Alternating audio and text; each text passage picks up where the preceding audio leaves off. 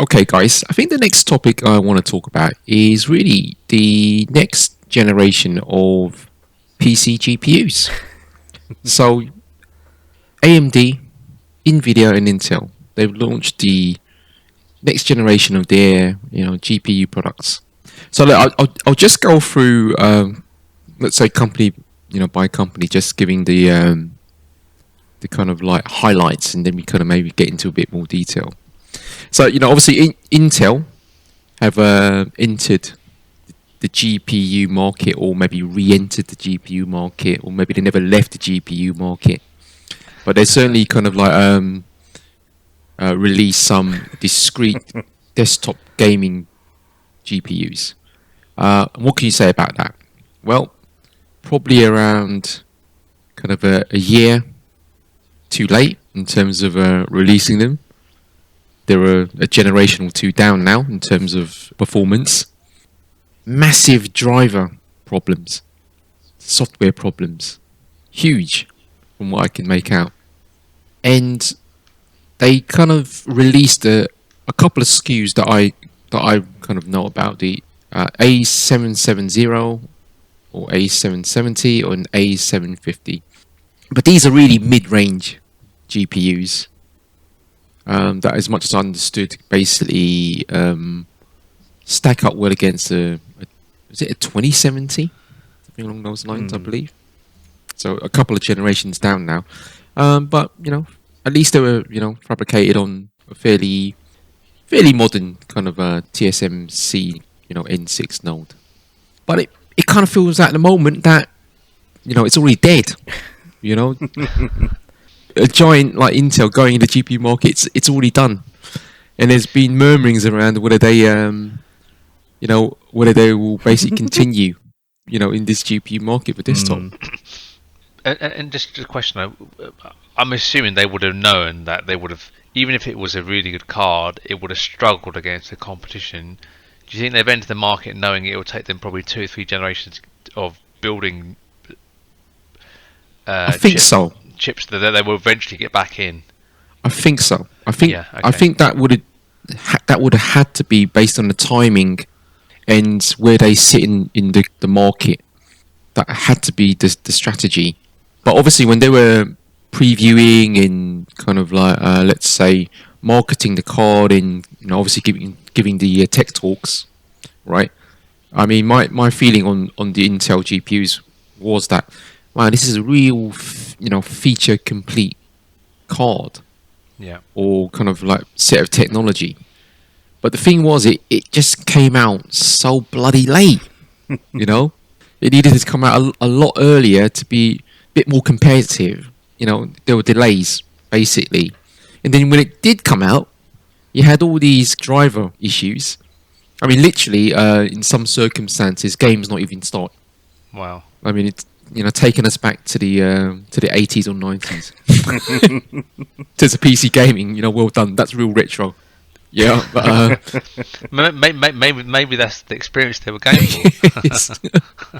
we're gonna release a fairly high end, basically subpar software product. High end subpar. And it'll go down like a storm. Yeah, and it did, but not the kind of storm that it was kind of reckoning on, unfortunately. I mean, not to be cruel, obviously you hear some of the media outlets say, well, I can't recommend this card, but it's a nice collector's item. To me, that seems quite bloody insulting. You know what I mean? Like, they're basically, in other words, say, don't buy this card. If you want to play games, don't buy this card, is what they kind of say. But I kind of feel that it's a shame, and I'm hoping that Intel have got the long game in mind and they continue. But again, their share price had tanked. It's whether they feel that this market's worth kind of like pursuing. I mean, they basically let's say stopped certain products. Octane memory, they stopped that, so they're cutting back themselves. They're letting people go as well. So I mean, surely that's. I mean, we're about to enter some sort of horrific recession, aren't we? We're probably already in it, but yeah, we're in it.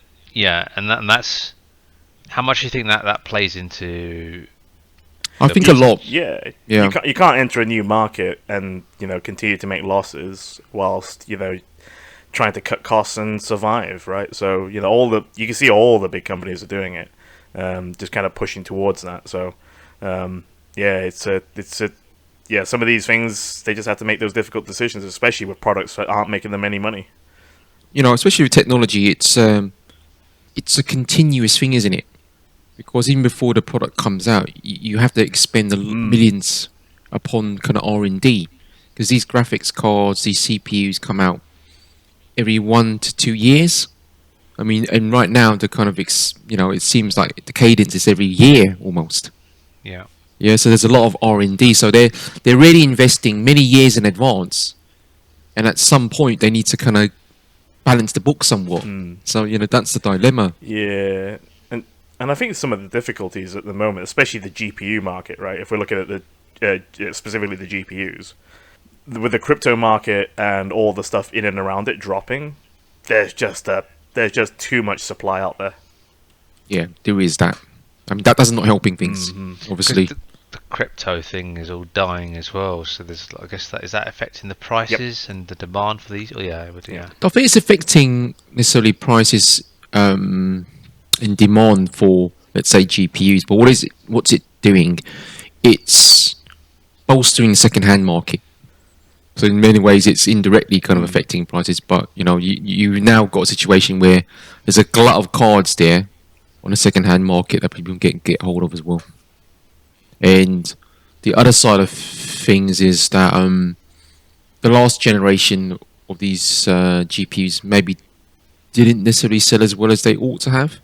So there's lots of stock out there from the 30 series and the 6000 series that's just not really been moved. Yeah, but so they need to offload that. That's because Nvidia went into these crazy streaks of cards that people don't need. I mean, like who in their right mind was buying those 3090s?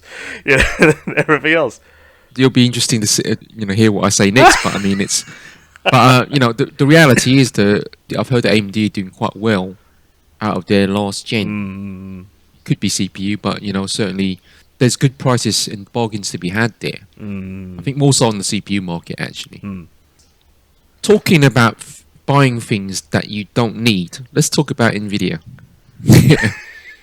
I've got to say, I'm usually fairly unkind to Nvidia, but I've got to say this time round, they had both the brute force and the innovation advantage, as far as I'm concerned.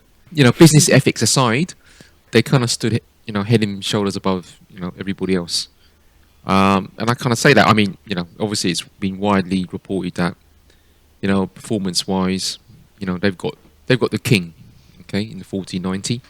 But what they did that was quite interesting. They had DLSS 3, and this other thing called Nvidia Remix. DLSS 3 uses AI to create. It's kind of like AI generated frames. Yeah. So obviously to double frame rates. I don't know what it does to latency. I mean, there's some Nvidia feature you got to switch on to kind of manage latency. It goes on by default if you use DLSS 3. But to me that's quite innovative. Using AI to do that, because I think they kind of like insert this fake frame in between the last and the next. Well, when I say next, right, that frame's already happened. Hence the latency, right? But just a kind of double frame rate, and that's quite interesting. Oh, interesting. I mean, I've not even spotted that, so I'll have to look that up. It's basically interpolation. Yeah, but it's going to have to predict what's going to happen, right? No, it doesn't predict, but because I mean these frames are generated at such speed, right? That obviously between two frames, insert the fake frame, then obviously gets spat out. There's a disadvantage with latency when you do that. Yeah, because the frame that you've already created, if you're using that to do a frame behind, I'm assuming you're that's holding the way off of doing on. it. Yeah, exactly. You're holding off on on shunting that out. You're holding off on it until you put that kind of fake frame in.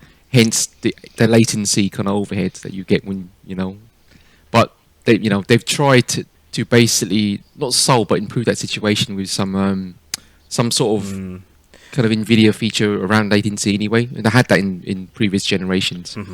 Yeah, but let's assume that it can only improve. Yeah, that is quite innovative. In itself, it's innovative.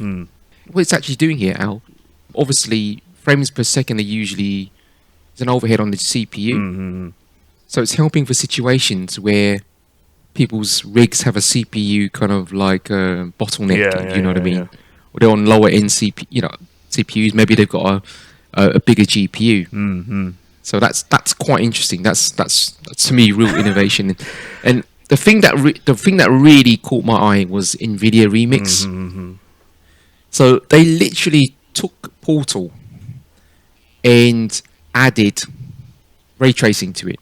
They literally took it and added ray tracing to it, and it looks amazing. By the way, I mean, I think Digital Foundry also looked at it. Is that they've changed the game engine first, or they used the AI on the chip just to add the? I haven't looked at the details of this. I really haven't looked at the details of this. Okay, yeah. But what I understood from one conversation is that newer games use kind of like shaders, which is they're just like these compute units. Yeah, older games don't. And what they've been able to do for these older games is, it feels like some sort of I don't know, injection in the kind of graphics kind of like pipeline. Yeah, for these older games where they've been able to kind of like inject in kind of like step to basically do some sort of kind of like ray tracing. Yeah, maybe on a kind of like frame by frame basis, something along those lines. I'm not really sure. But when I kind of like heard about it, I just thought, wow, that's pretty innovative, and that's like something that no one else is even attempting. You're giving your old classic games a kind of lease of life, and I'm pretty sure it's not going to be every game.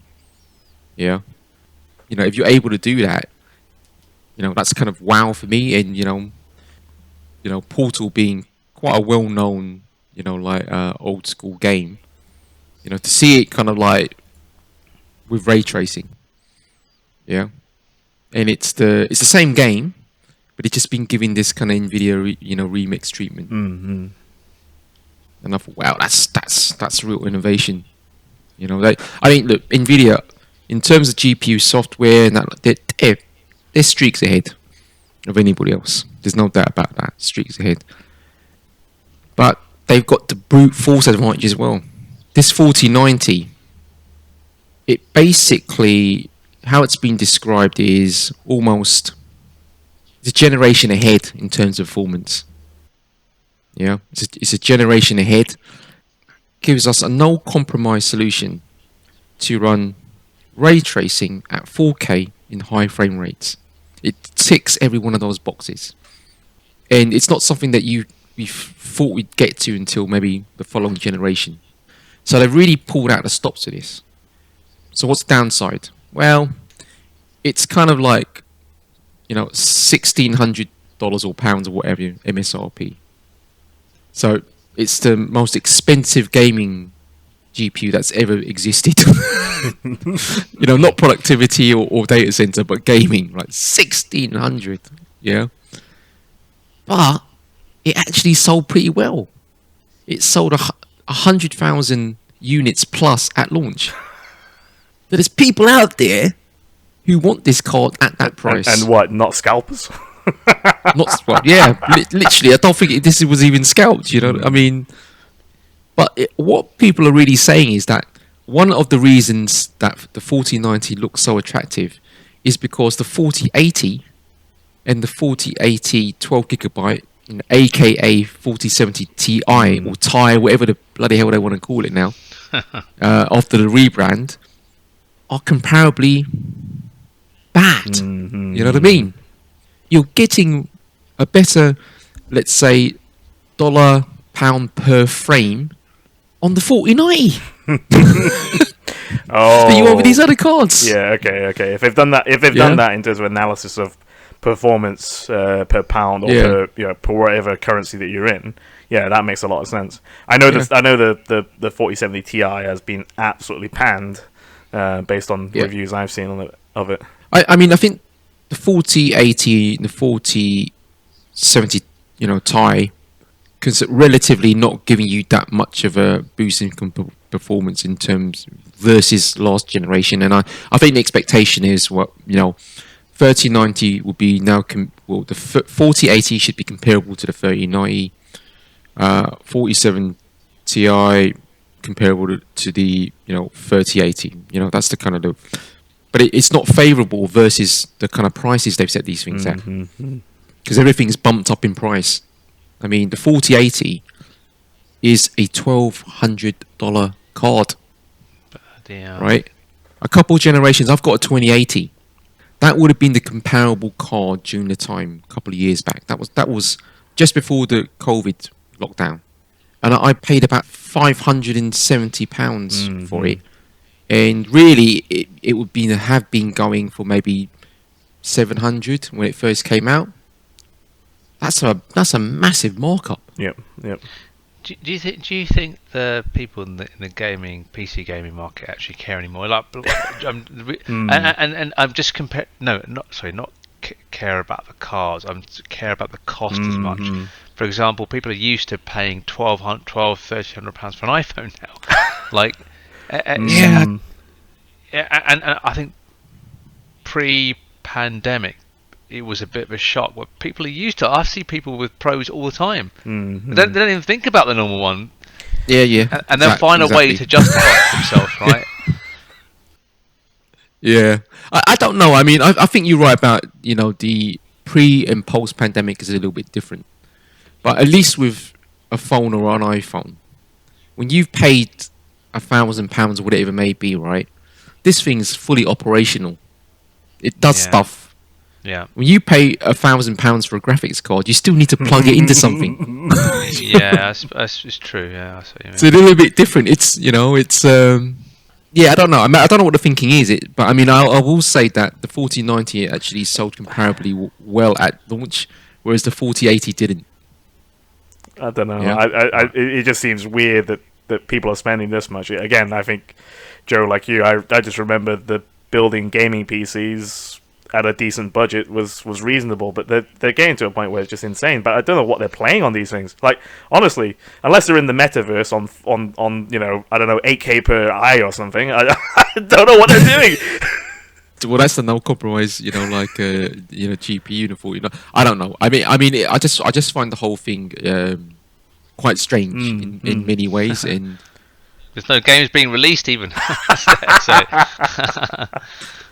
That's the other thing. I mean, how good does it need to be when it becomes imperceptible to the human eye? I mean, that's the other thing.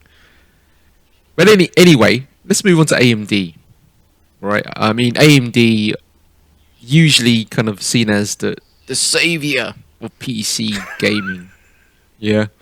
Unfortunately, they effed up this time. There's no doubt about it in my mind. I mean, they're usually quite good in their marketing and announcements.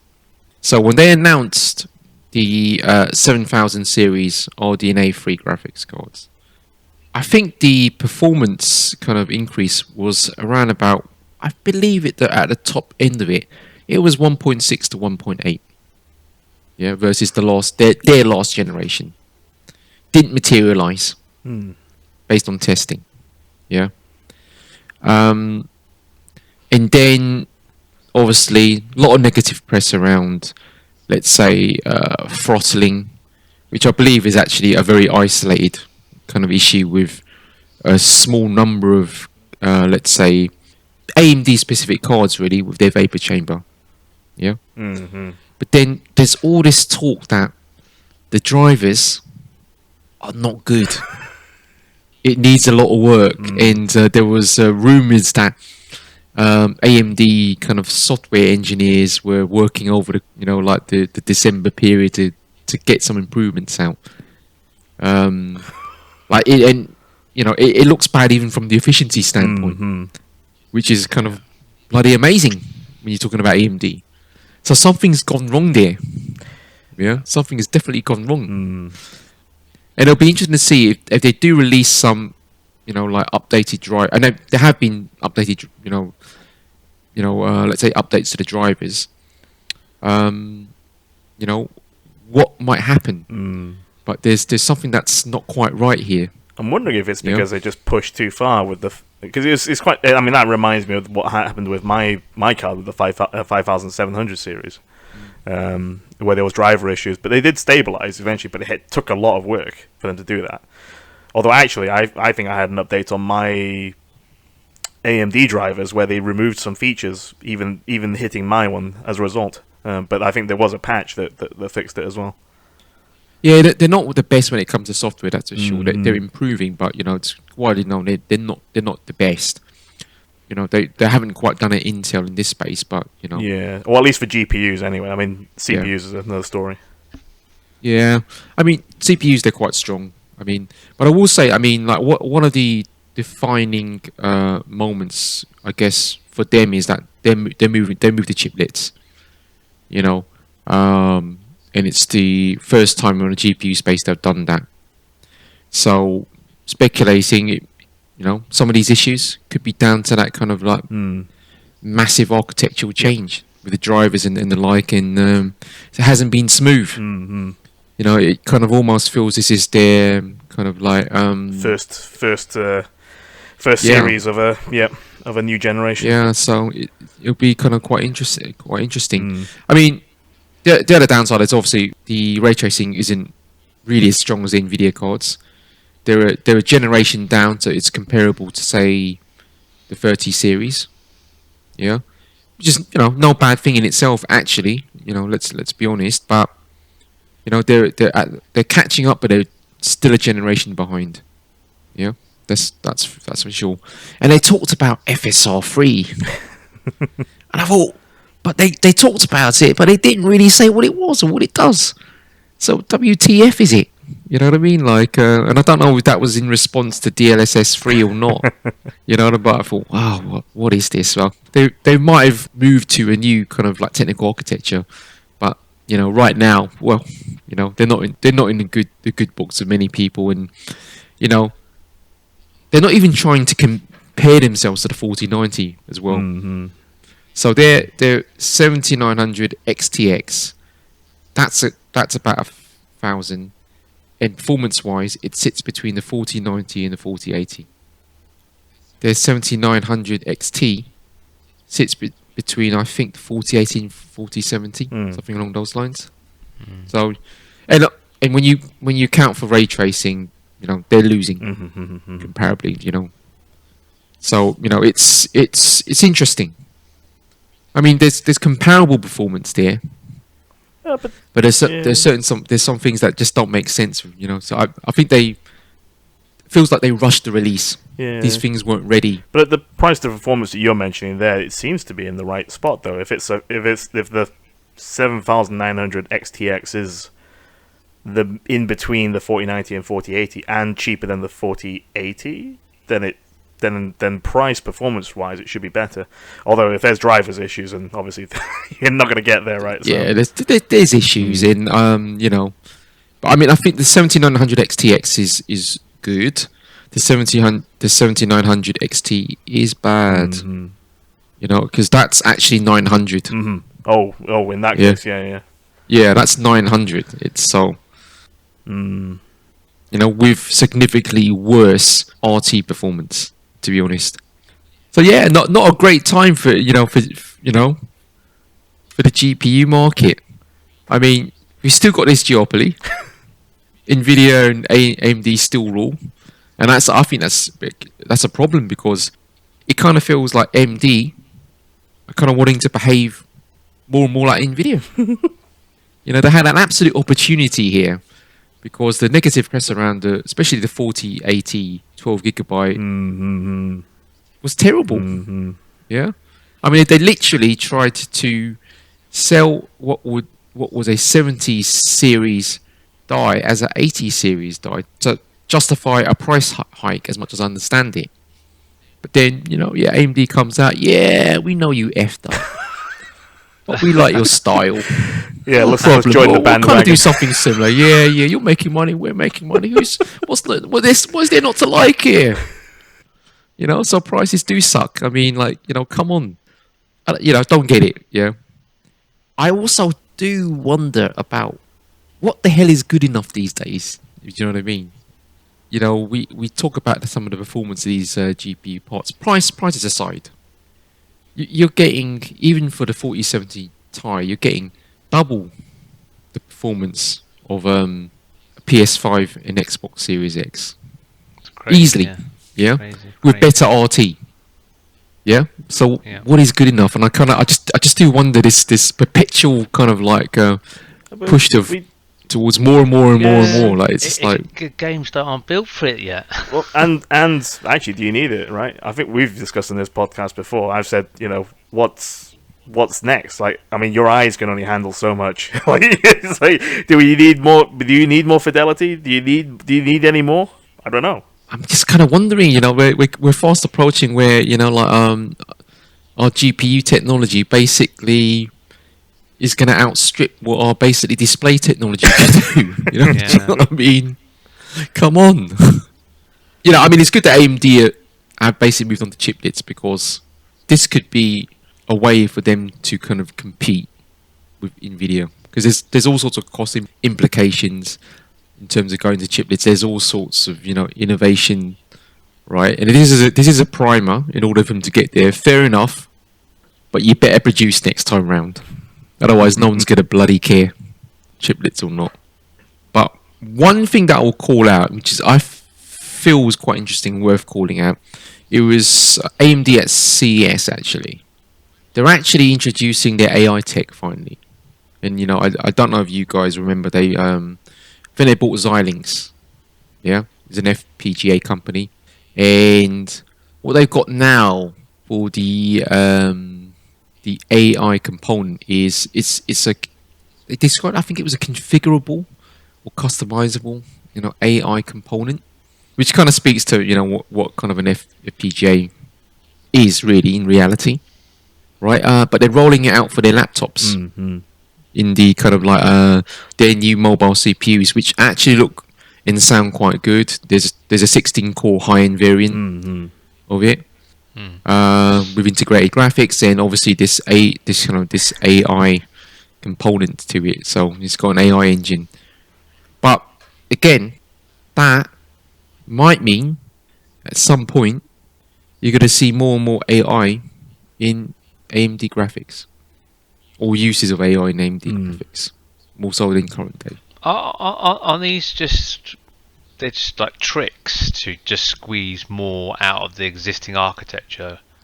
I think they are. I think they are tricks, right? Rather than the idea is not to brute force everything. Yeah. Because if you think about a GPU, it's just a massively multi kind of like processing kind of like piece of silicon. Yes, it does the same type of processing transaction at high volume, right? Yeah. Yeah. You're just using AI, for tricks like you kind of improving images, kind of like fake frames now. Yeah. All of that sort of thing, and it's a way to get more out of less. When it's all said and done. There was one just off-piece question I wanted to ask you guys. I think many podcasts ago we were talking about any big shifts happening in architecture and processors. Where does quantum computing and that impact on chips and fundamental change in architecture of some of these chips play? Are we many years out from that, like 10, 15? Certainly from the consumer space, I think we are. I think it's miles off. Yeah, there's only a few large companies that have started to actually offer up that service, and honestly, there's not a huge amount of use cases that need it right now, and it's too expensive. So even for enterprise level, it's too expensive. Consumer, we're miles away, and I can't see the need for it yet. Yeah. So the calculations that it's going to do, if anything, it's probably things like security and encryption that it's probably going to mess up the most. But yeah, it's going to be a weird time when it does actually start getting more cost effective at an enterprise level. Yeah. I can't see it being in a consumer product for a while. I remember kind of like going to a session on quantum computing. I literally couldn't understand it. Yeah, that's literally the thing I was going to say. I've been trying to get my head around how it actually works. Yeah. Yeah, I just couldn't understand it. I mean, like, it's like, what does this mean? It's You know, the like, calculation. It's the simulations that you get off it. So yeah, but even with that out, it felt so kind of abstract what was being described. I just couldn't kind of but that's what I mean. You need some proper use cases of what is it actually solving, and there will be some niche things that it could solve that's much better, much faster than possibly certain things. And I think that's the thing that will bring it to life. Yeah, I just didn't get how it works, basically. You know, we're going to go piece here, but there's some really crazy things around where if you're simulating multiple versions of the same thing, it can help do that type of processing. Yeah, but that's why the security encryption space is the place in which it could potentially break that quicker than possibly anything else that's out there. Yeah, I need to sit down with somebody who's an expert in this and ask them why. Can you tell me why? just tell me in a sentence why. Yeah. And when am I going to play Destiny on it?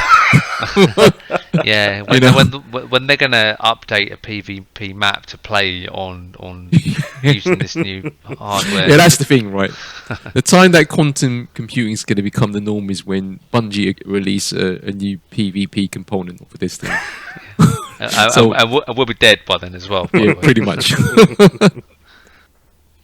Yeah, so look, getting back on track. I mean, look, that's the state of GPUs, you know, at the moment, and look, interesting stuff, but it's not been a stellar year, I think, certainly for GPUs. CPUs been much better. Yeah, that's in a healthy state. GPUs, you know, Nvidia.